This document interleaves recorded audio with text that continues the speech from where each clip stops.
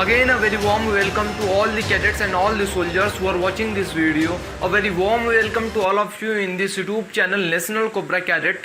This is Cadet Hemant. Today in front of you, we are now going to study about the weapon training. आज हम weapon training के बारे में पढ़ने जा रहे हैं। वेपन ट्रेनिंग में एक पार्ट है जिसका नाम है कि हैंडलिंग ऑफ राइफल को हैंडल कैसे करें, उसको यहाँ से एक जगह से दूसरे जगह ले जाएं, उसके साथ जैसे आप किसी इंसान के साथ कैसे रहते हैं वैसे आपको एक राइफल के साथ कैसे उसको हैंडल करना है, कैसे आपको जैसे आप प्लेन कोई चलाता है तो उसको हैंडल करना पड़ता है, चलाना पड़ता है अच्छी तरीके से, कहीं गलती ना हो जाए। उसी तरीके से एक राइफल को भी हैंडल करना पड़ता है। अगर एक राइफल को अगर आप एक हैंडल नहीं करेंगे, सही से नहीं कर पाएंगे, आपको कोई अगर उसमें कुछ भी अगर गलती होता है तो आपकी जान के लिए या किसी और की जान के लिए वो खतरा हो सकता है।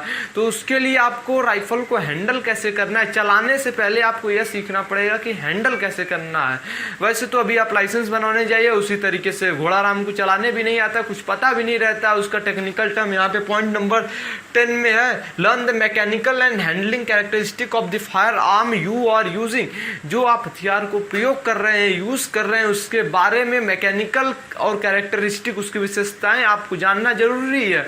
लेकिन तो कहाँ मिल गया दिखाने के लिए, हाँ AK-47 है, इंसास है, वो है, तमाम बंदूकें, 9mm पिस्टल है। चलिए वो बात दूसरा, अब हम चलते हैं यहाँ पे, हम जान लोग जान लेते हैं कि हैंडल इसको कैसे किया जाता है। आपके सिलेबस में है, आप जब एनसीसी का सिलेबस देखेंगे, उसका सिलेबस का ब्लूप्रिंट देखेंगे तो उसमें आपका है .22 बोर राइफल का आपको बताया जाए कैरेक्टरिस्टिक और उसका प्रोसीजर कैसे यूज किया जाए। हैंडलिंग आपको मैं स्क्रीन पे डिस्प्ले कर दूंगा शुरू के वीडियो में।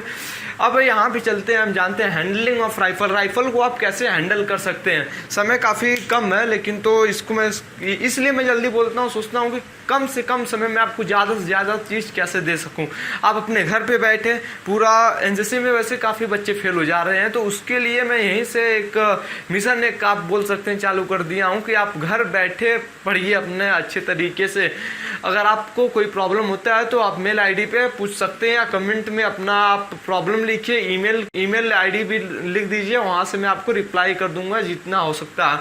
चलिए अब चलते हैं हैंडलिंग का पहला पॉइंट पे। मैं हिंदी इंग्लिश बाइलिंगुअल लैंग्वेज में लिखा हूँ और मैं बोलता भी हूँ वैसे, और इधर जैसे जगह मुझे कम पड़ गया तो एक ही वीडियो मुझे सब कुछ बताना था, तो इसलिए मैं हिंदी वाला नहीं लिखा हूँ, सिर्फ इंग्लिश लिखा हूँ। मैं हिंदी में बोल दूंगा, आप उसे अपने हाथ से जैसे मैं बोल रहा हूँ वैसे पॉज करके आप लिख लीजिएगा। First point, always keep the barrel in the safe direction. जो बैरल होता है आगे का, जिसको मजल भी बोलते हैं, उसको आप सेफ डायरेक्शन में रखिए, किसी के सामने लेकर के मत चलिए, हाँ ससुरा आओ आगे ऐसे इस तरह चलूँ और ठोक दो, इस तरह पूरा दबा के चलो, ऐसे नहीं चलना है। आपको या तो नीचे लेके चलना है या तो ऊपर लेके इस तरीके से चलना है, बचा करके चलना है। पहले तो उसको क्लियर कर लिया जाता है वहीं पे, उसमें कोई तो ऐसा दिक्कत तो नहीं, मतलब हमेशा आपको सेफ डायरेक्शन में ले करके चलना है, किसी के ऊपर किसी के सामने नहीं करना है आपको बैरल को। जैसे कि आप देखते होंगे आपके बटालियन पे जब राइफल ट्रेनिंग होता है, खोलना बांधना जोड़ना सिखाया जाता है, तो यहाँ तक कि उसमें 100% श्योर रहते हैं कि उसमें बुलेट नहीं है, लेकिन तो उसके बाद कैसे जो फॉर्मेशन होता है बच्चों का, कैडेट्स का कैसे होता है, ऐसे इधर से ऐसे रहता है, ये कि नहीं कि सामने हो गया, ऐसे L टाइप में होता है। यहाँ पे कैडेट्स रहेंगे और ऐसे कैडेट्स रहेंगे, क्योंकि अगर इधर की गोली चली तो सामने जाएगी और इधर की गोली चली तो सामने जाएगी। अनफॉर्चुनेटली कोई चांस ही नहीं रहता है, लेकिन तो भी ड्रिल का प्रोसीजर फॉलो करना पड़ता है, क्योंकि ये अगर आपके हैबिचुअल में नहीं होगा तो फिर कोई मतलब नहीं है। तो ये आप यहाँ यही सीख सकते हैं ड्रिल का, जो जहाँ पे फायरिंग रेंज का होता है वहाँ का डिसिप्लिन एकदम 100% चाहिए। वहाँ पे नहीं कि इधर गए उधर गए, ऐसे नहीं, वहाँ पे रगड़ दिए जाओगे। तो चलते, ये पहला पॉइंट हो गया, बैरल को आप सेफ डायरेक्शन में रखें। दूसरा point, rifle should be unloaded when not in use. अब ये यूज में नहीं है तो अब भी लोड करके रखें दिखाने के लिए, बुलेट तो है, लोड है नहीं, ऐसा नहीं करना, अनलोड करके रखना है, मैगजीन को निकाल करके रखना है, कॉक कर लेना, फायर कर लेना, सिर्फ कैश पे लगा देना सिर्फ, ताकि वो राइफल अनलोड रहे अच्छी तरीके से, चैम्बर में कोई बुलेट न रहे। तीसरा, don't rely on your rifle. यहाँ पे ब्रैकेट में लिखा सेफ्टी। जो सेफ्टी कैच होता है ना, आप AK-47 में देख लेंगे, बगल में रहता है उसको, उस पर क्या होता है, सिंगल शॉट होता है, ऑटोमेटिक होता है, सेफ होता है।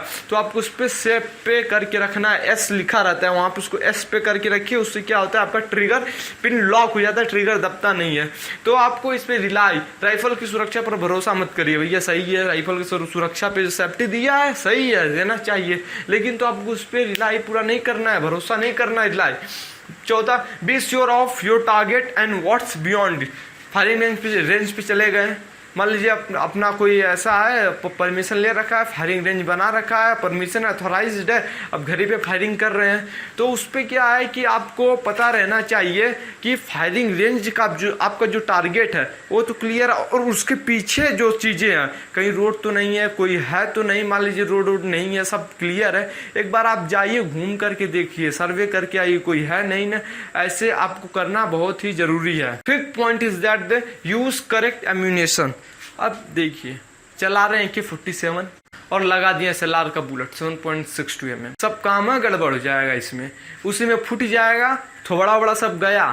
उसमें का जो बारूद होता है सिल्वर कलर का रहता है, वो इतना इंस्टेंटेनियस रिएक्शन कर देता है कि वो तुरंत इग्नाइट होता है, उसका प्रेशर बहुत ही ज़्यादा हो जाता है, थोड़ा सा ही रहता है, जैसे पीछे का आकर के टक, तुरंत टक टक सब खत्म, 1 सेकेंड का भी समय नहीं रहता है, गोली निकल करके हिट कर देती है 900 मीटर। मजल वेलोसिटी देख लीजिए कि AK-47 का 715 मीटर पर सेकेंड, 1 सेकेंड के अंदर में सब काम हुआ, टारगेट हिट 1 सेकेंड के अंदर में 715 मीटर दूर वाला टारगेट।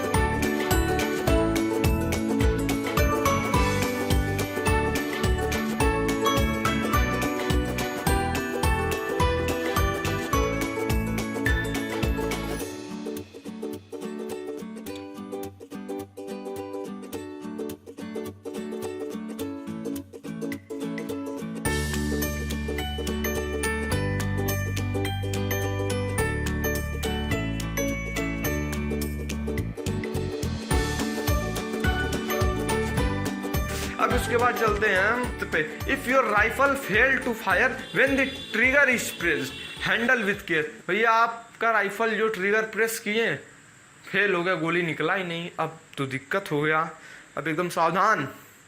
अब सावधान होने का मतलब कि आपको अब जानना है कि इसमें कुछ तो गड़बड़ी हो ही गया है।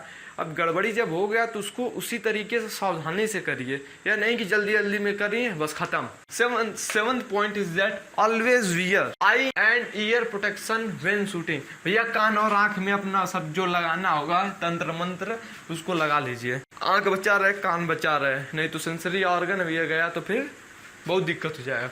Be sure the barrel is clear of obstruction before shooting. ये आपका जो यह बैरल होता है इसमें कोई बाधा न रहे, कुछ इसमें बाधा न रहे ताकि बुलेट रुके ना, वही कहीं बैरल में ही ना कोई दिक्कत हो जाए, फट जाए, तो बैरल का जो आपका ऑब्स्ट्रक्शन रहता है वो क्लियर रहना चाहिए। 9th point is that don't alter. Alter मतलब चेंज होता है, बदलना। डोंट अल्टर और modify your rifle and have rifle service regular. Rifle को गाड़ी मत बना दीजिएगा, लेते जाइएगा दिल्ली, हरियाणा, पंजाब, वहाँ से लाइएगा पूरा ऑडी बना करके। वो कौन सा गाड़ी पूरा साइलेंसर वाइलेंसर लगा रहता है, वो सब मत बनाइएगा, नहीं तो उड़ जाएंगे। तो उसमें अपना मॉडिफिकेशन मत कराइएगा। जो बन के आएगा भैया उसी में संतुष्टि है। उसे कोई बंदूक का पैसा लाएं कि जो कि स्कूटर है उसको बना दे हायबूसा, तो भैया खतरनाक हो जाएगा। इसमें यहाँ पे ऐसा मॉडिफाई मत करिएगा, नहीं तो चाहत ही रह जाएगा। Learn the mechanical and handling characteristic, इसको मैं बताया था सबसे पहले, इसी को मैं डिस्कस कर लिया था कि आप तो ला तो दिए, कुछ पता नहीं है कहाँ से क्या होता है, कैसे होता है, कुछ पता ही नहीं है, मर जाएंगे। पता ही नहीं रहेगा कि यहाँ से क्या होता है, उस पर आप एक्सपेरिमेंट नहीं कर सकते हैं ना। जो है कि सेकंड के अंदर में उसका टारगेट को न्यूट्रलाइज कर देता है, उतना 900 मीटर दूर का टारगेट, 400, 500, 300 मीटर दूर का, आप तो नज़दीक ही रहेंगे, आपका तो चांस ही नहीं है। लगा यहाँ पे पता ही नहीं चलेगा, इस तरह देखेंगे अरे ससुरा लग तो नहीं गया, तो जब इधर से जब निकलेगा, इधर से लगेगा, इधर से लगेगा, इधर से निकलेगा, पूरा एकदम जगह बना करके, तब कहेंगे हाँ लगता तो है कुछ गड़बड़। तो इस वीडियो में पढ़ा गया हैंडलिंग ऑफ राइफल, अच्छे तरीके से पढ़ लिए। समय आपका तकरीबन 10-15 मिनट लगा है, एडिट उडिट करने में आपका सब हो जाएगा। अब हैंडलिंग ऑफ राइफल, इसको क्या है कि मैं पढ़ रहा हूँ, इसको साथ में आपको पढ़ा दे रहा हूँ, साथ में मेरा भी काम हो जा रहा है, आपका भी काम हो जा रहा है। यह हैंडलिंग ऑफ राइफल हम लोगों ने पढ़ लिया। अब इसमें सेफ्टी प्रिकॉशंस होते हैं, प्रोसीजर होते हैं, एमिंग होता है, ग्रुपिंग होता है, इन सब को हम नेक्स्ट वीडियो में पढ़ लेंगे। आपको एक चीज़ बता दे रहा हूँ, आप स्क्रीनशॉट हर एक वीडियो में, जैसे मैं इधर जाता हूँ स्क्रीनशॉट ले लीजिए, इधर आता हूँ तो स्क्रीनशॉट ले लीजिए। इसमें मैं लाइट को भी बंद कर देता हूँ कि भैया आप लोग स्क्रीनशॉट अच्छे तरीके से ले लिया करिए। तो लीजिए भैया, आपका लाइट भी बंद कर दे रहा हूँ, ये देखिए आपका लाइट भी बंद हो गया। आप इस यहाँ से स्क्रीनशॉट ले लीजिए। अगर लाइट नहीं बनती तो यहाँ पे थोड़ा सा रिफ्लेक्शन रहता है, तो भी इधर उधर जब आता हूँ तो यहाँ पे जैसे पड़ता है साइड, तो आप ले लिया करिए अपना। वो तो आप इतने चालाक तो हैं ही। हाँ, मैं बात कर रहा था वो जो थंबनेल का, थंबनेल पे आपको एक ब्रीफिंग मिल जाएगा। इसके पहले जैसे कि द एनसीसी का प्लेलिस्ट बना है, उसके पहले सबसे पहला वीडियो रहेगा जो कि इंडेक्स का रहेगा। इंडेक्स का भी मैं वीडियो बना दूंगा कि आगे आगे कैसे कैसे किस पार्ट की वीडियो में आपको कौन कौन सा चीज़ मिलेगा। वो वीडियो जो है सबसे पहला सबसे लास्ट में बने, क्योंकि सब चीज़ अपलोड होने के बाद वो सबसे लास्ट में बनेगा, तभी ना मुझे पता चलेगा हाँ ऐसे ऐसे है। तो उसको आप देख लिया करिए पहला वीडियो को, उसमें आपको पूरा डिटेल एक्सप्लेनेशन मिल जाएगा, एक तरीके से इंडेक्स। इसी तरीके से मैं यह बना रहा हूँ। तो अब नेक्स्ट वीडियो में हम लोग अगला कोई टॉपिक को पढ़ा जाएगा। अभी तो कैरेक्टरिस्टिक्स सब हो गया, यह भी हो गया।